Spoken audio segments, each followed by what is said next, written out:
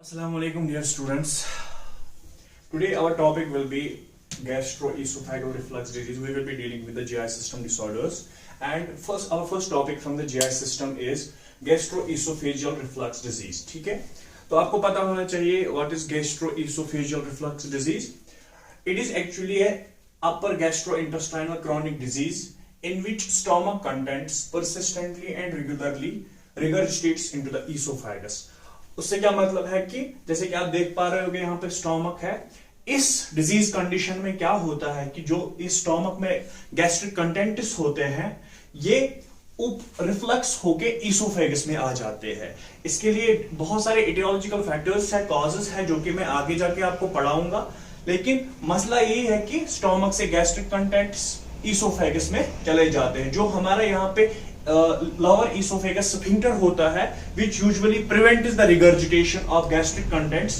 इसी में प्रॉब्लम आ जाती है कि ये अच्छे तरीके से क्लोज नहीं हो पाता है, and due to which these stomach contents get regurgitated into the esophagus. फिर उसके बाद क्या होता है वो हम बाद में देखेंगे जब हम पैथोफिजियोलॉजी पढ़ेंगे. फिलहाल आपको ये समझना है कि this GERD is upper gastrointestinal chronic disease जिसमें stomach contents continuously and regularly oesophagus में आ जाते हैं. ठीक है, इसमें यूजुअली अगर आप देखोगे ह्यूमन बॉडी में नॉर्मली एक होता है physiological reflux and another is pathological reflux. Physiological reflux normally all human bodies में होता है कि जिसमें थोड़े बहुत gastric contents esophagus में आ जाते हैं, but that is not persistent and regular, and moreover वो हमारी जो esophagus lining होती है उसको वहां पे इंजरी नहीं कराती है, वहां पे उसको हर्ट नहीं करती है. बट जो पैथोलॉजिकल GERD होता है इसमें persistently, regularly एंड मोरओवर जो हमारी इसोफेगस की लाइनिंग होगी वो भी जो वहां का अंदर की लाइनिंग होगी यहाँ पे इंजरी हो जाएगी. बिकॉज आपको पता होगा कि स्टोमक में HCLV होता है. When this HCLV go upwards, जब ये रिफ्लक्स होगा तो जब ये इसोफेगस में जाएगा obviously it will destroy the inner lining of esophagus. ठीक है. Now if we will look on the etiological factors कि कौन से ऐसे कॉजेस है जिनकी वजह से गैस्ट्रोएसोफेजियल रिफ्लक्स डिजीज हो सकती है. फर्स्ट एंड फॉरमोस्ट जो आपको इंपॉर्टेंट पॉइंट रिमेंबर करना है that is poor closure of lower esophageal sphincter. ठीक है, जो लोअर इसोफेजियल स्फिंक्टर होता है ये अच्छे तरीके से बंद ही नहीं हो पाता है. ठीक है, हम बोलेंगे improper closure of lower esophageal sphincter. अब ये जो मैं बोल रहा हूं कि poor closure of lower esophageal sphincter, कौन से ऐसे कॉजेस है या कौन से ऐसे रिस्क फैक्टर्स है which will ultimately lead to the poor closure of lower esophageal risk factors. We will be discussing them. Like first one is obesity. Obesity में क्या होता है, जो हमारा इंट्रा एब्डोमिनल प्रेशर होता है that increases, ultimately that will put pressure on the stomach. That means अंदर से प्रेशर बढ़ रहा है and ultimately जब नीचे से प्रेशर आ रहा है, जब इस स्टोमक में प्रेशर बढ़ रहा है क्योंकि नीचे से इंट्रा एब्डोमिनल प्रेशर भी बढ़ रहा है, स्टोमक में भी प्रेशर बढ़ेगा, अल्टीमेटली दैट प्रेशर यहां पे लोअर इसोफेजियल स्फिंक्टर पे पड़ेगा एंड जब इस पे प्रेशर पड़ेगा तो ऑब्वियसली इट विल ओपन. ठीक है, ये कंटिन्यूअसली रिलैक्स्ड स्टेट में रहेगा and these gastric contents now they will be having an easy passage towards the oesophagus. This is the first. Second is hiatal hernia. You may be knowing about the hernia. इसमें क्या हो जाता है कि part of stomach outbulge होता है through the diaphragm. ठीक है, उससे क्या हो जाता है, ये जो lower esophageal sphincter होता है ये फिर से improperly close होता है. Because ये जो थोड़ा सा पार्ट आउटबल्ज हुआ होता है उसकी वजह से प्रेशर आ जाता है इस वैल्यू पे, वैल्यू पे नहीं, ये जो स्फिंक्टर होता है. ठीक है, जो ये स्फिंक्टर होता है इस पे प्रेशर आ जाता है जिसकी वजह से ये अच्छे तरीके से क्लोज नहीं हो पाता है. Third thing is pregnancy. One and the same reason जो हमें ओबेसिटी में है, प्रेगनेंसी में भी हमारा इंट्रा एब्डोमिनल प्रेशर इंक्रीज होता है. Ultimately that puts pressure on this lower esophageal sphincter and वो कंटिन्यूअसली रिलैक्स्ड स्टेट में रहता है. जिसके बाद जो स्टोमक कंटेंट्स होते हैं, जो गैस्ट्रिक कंटेंट्स होते हैं, they have an easy passage towards oesophagus. Another thing is delayed stomach emptying. ठीक है, अगर stomach emptying में डिले हो जाए, ठीक है, ड्यू टू एनी रीजन, उसके लिए बहुत सारे रीजंस हैं। अब ड्यू टू एनी रीजन अगर डिलेड एम्प्टिंग स्टोमक है तो उसकी वजह से भी फिर से प्रेशर बढ़ेगा इस लोअर इसोफेजियल स्फिंक्टर पे। Ultimately it will be in the relaxed state and there it will be having a passage for gastric contents towards the esophagus. And last but not the least, connective tissue disorders. अब अगर tissue में ही problem है, अगर ये जो sphincter है इसके tissue में ही प्रॉब्लम है कि ये प्रॉपरली अच्छे तरीके से क्लोज नहीं हो पा रहा होगा, there may be some connective disorder like scleroderma, ठीक है, उसकी वजह से भी ये जो एलईएस होता है, लोअर इसोफेजियल स्फिंक्टर होता है, ये प्रॉपरली क्लोज नहीं होता है। सो इन शॉर्ट अगर हम एक पॉइंट देखेंगे कि what is the main cause, that is this poor closure of lower esophageal sphincter. अगर हमारा लोअर इसोफेजियल स्फिंक्टर अच्छे तरीके से बंद नहीं होगा, then there will be regurgitation, ठीक है, तो ultimately there will be gastroesophageal reflux disease. अब ये जो poor closure of lower esophageal sphincter है, ये किसकी वजह से होता है, कि कौन से वजूहात है जिनसे ये जो इसोफेजियल स्फिंक्टर है ये बंद नहीं हो पाता है, वो कॉजेस मैंने आपको बताए, और भी बहुत सारे कॉजेस हैं, ठीक है।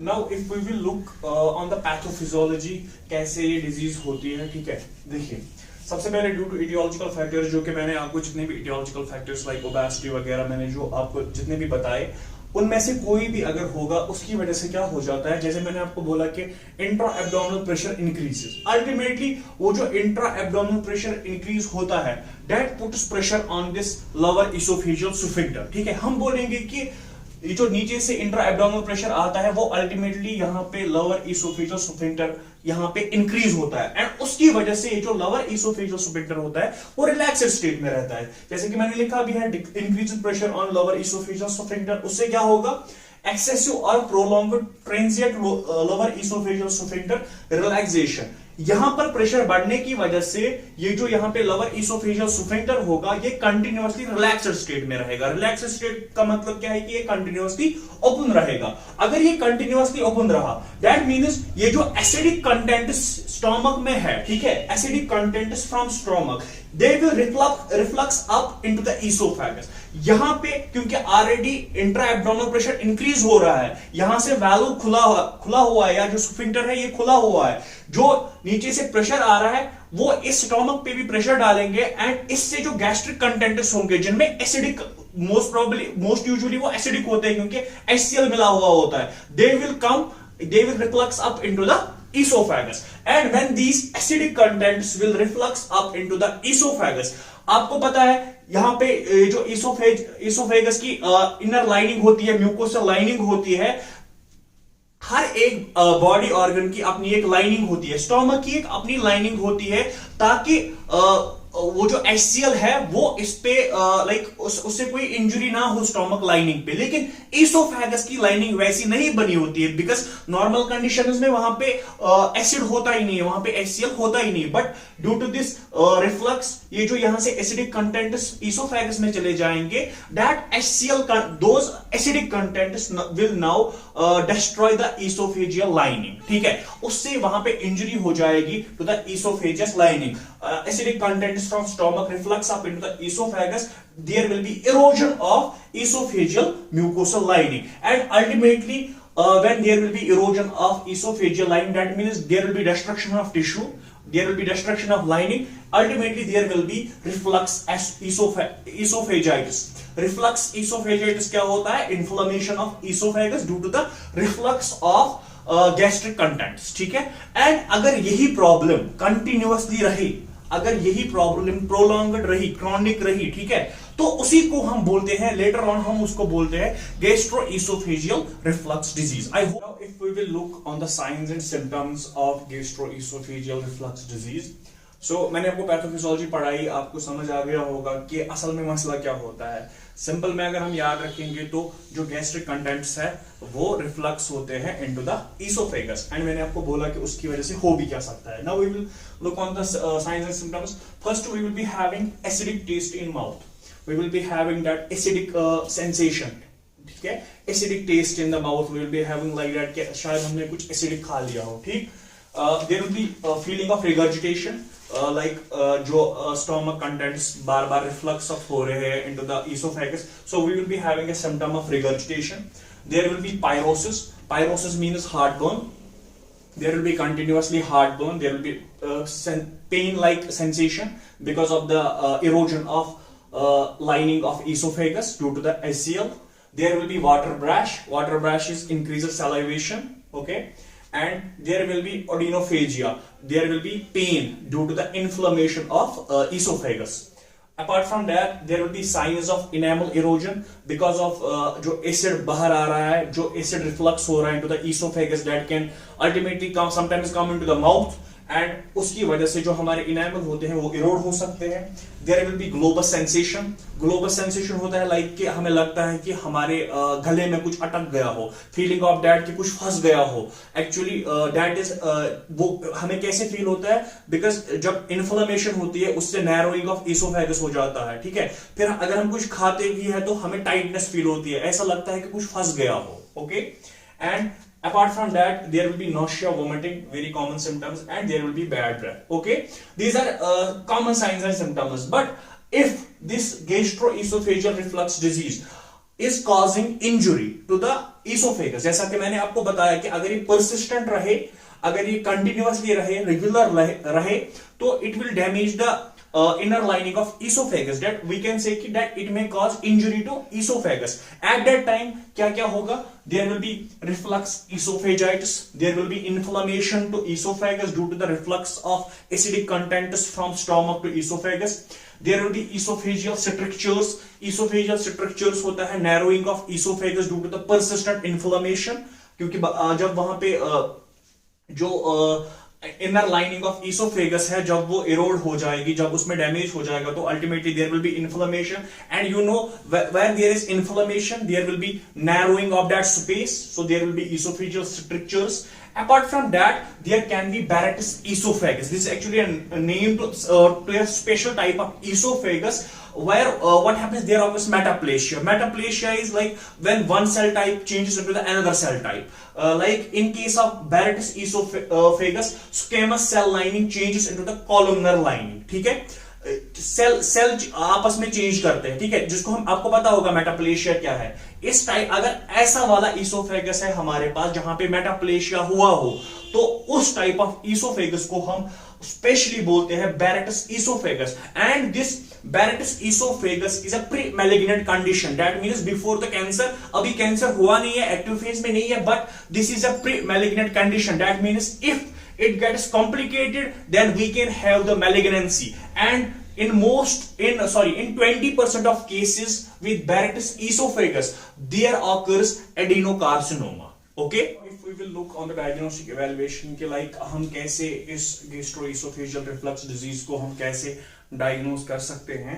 First and foremost thing, we will be doing the physical examination with patient's history about the signs and symptoms. That all we know कि हमें उससे सब कुछ पूछना है कि क्या क्या symptoms आपको लग रहे हैं, ठीक.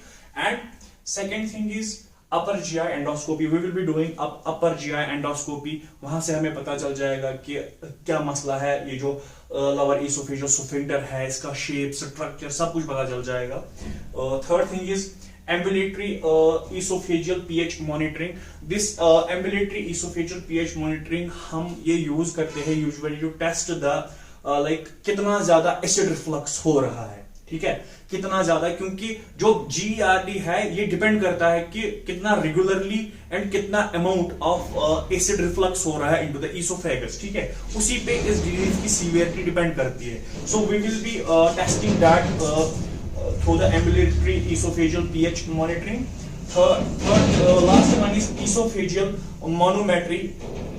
Esophageal manometry हम इससे यूजुअली टेस्ट करते हैं जो लोअर esophageal sphincter है उसकी फंक्शनैलिटी को टेस्ट करते हैं, और जो हमारे पास esophageal muscles होती है उनकी फंक्शनैलिटी को टेस्ट करते हैं कि whether our esophageal sphincter is working normally or our esophageal muscles are working normally, वो हम esophageal manometry से टेस्ट कर लेते हैं.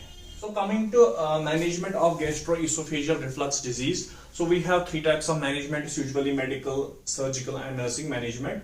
So first we will be dealing with the medical management, जिसमें हम usually pharmacological drugs देते हैं.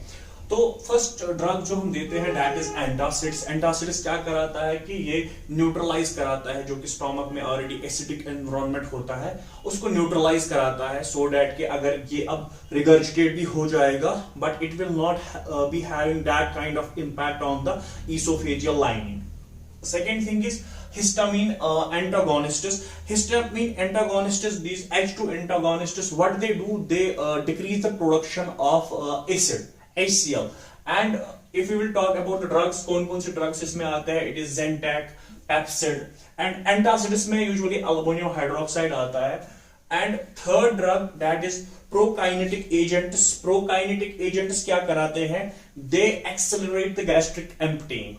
मतलब जितनी जल्दी हमारे स्टोमक से जो कंटेंट्स है वो एम्प्टी हो जाएंगे उतना जीईआरडी वाले पेशेंट को फायदा होगा। बिकॉज आपको पता, मैंने आपको पहले ही बताया कि जीईआरडी में क्या होता है, यूजुअली इसमें इंट्रा एब्डोमिनल प्रेशर इंक्रीज हो जाएगा। अब अगर ऑलरेडी स्टोमक फुल है दैट मीन्स उस पर और ज्यादा प्रेशर आ जाएगा, लेकिन अब अगर स्टोमक एम्प्टी है सो इट विल, वो जो स्टोमक में बिल्कुल खाली होगा स्टोमक, उससे स्फिंक्टर पे उतना ज्यादा प्रेशर नहीं आ जाएगा। So we will be also giving prokinetic agents, उसमें यूजुअली हम रेगलान देते हैं।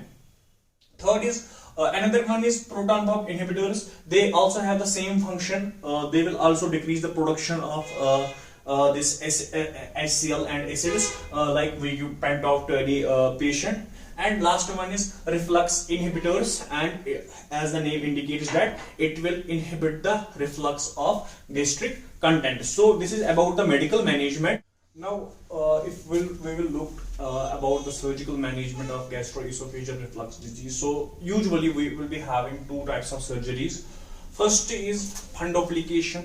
फंडोप्लिकेशन इसमें क्या होता है कि जो हमारे स्टोमक का टॉप होता है, top of our stomach and lower oesophagus, ठीक है, जहां पे यूजुअली ये स्फिंक्टर होता है, टॉप ऑफ स्टोमक जो होता है, एक सर्जन उसको क्या करता है, उसको रैप करता है around the lower oesophageal sphincter, उसको वो रैप करता है ताकि उसमें वो टाइटनेस आ जाए एंड वो जो स्फिंक्टर है वो अच्छे तरीके से क्लोज हो जाए ताकि फिर से रिगर्जिटेशन ना हो। दिस इज वन प्रोसीजर जिसका हम नाम बोलते हैं fundoplication. And another is LINX device, LINX and device, LINX device. इसमें क्या करता है एक surgeon a ring of tiny magnetic beads, उस ring of tiny magnetic beads को पुट करता है near this sphincter, lower esophageal sphincter, and these magnetic beads, as the name indicates, this is magnet, so they will be keeping all the time, they will be keeping this lower esophageal sphincter closed. But when we will eat, there will be obviously there will be pressure on this magnet and ultimately that sphincter will open. But back flow जो pressure है, जो intra abdominal pressure जैसे GERD में होता है, वो उतना ज्यादा नहीं होगा जितना ड्यूरिंग ईटिंग हो। जब हम कोई चीज खाएंगे एट दैट टाइम, जब हम स्वेलो करते हैं, यहां से प्रेशर डालते हैं सो दैट ये ईसोफेगस से पास होके सीधे स्टोमक में जाए, वो प्रेशर ज्यादा होता है एज कंपेयर टू वो जो रिगर्जिटेशन का प्रेशर होता है वो उतना ज्यादा नहीं होता है, तो वो उस मैग्नेट को एट दैट टाइम नहीं खोल पाएंगे। दैट मींस वो जो हमारा लोअर ईसोफेजियल स्फिंक्टर होगा वो नहीं खुलेगा at that time. Ultimately that will prevent from the regurgitation of gastric contents from the stomach to esophagus, and ultimately we will be like patient will be healthy, after that he will be not having any type of regurgitation। लेकिन साथ साथ में हमें patient को educate करना है, not only by means of surgery, they cannot be like वो पूरी तरीके से ठीक नहीं हो सकते हैं just doing the surgery and they will keep doing the things which were जो पहले उसका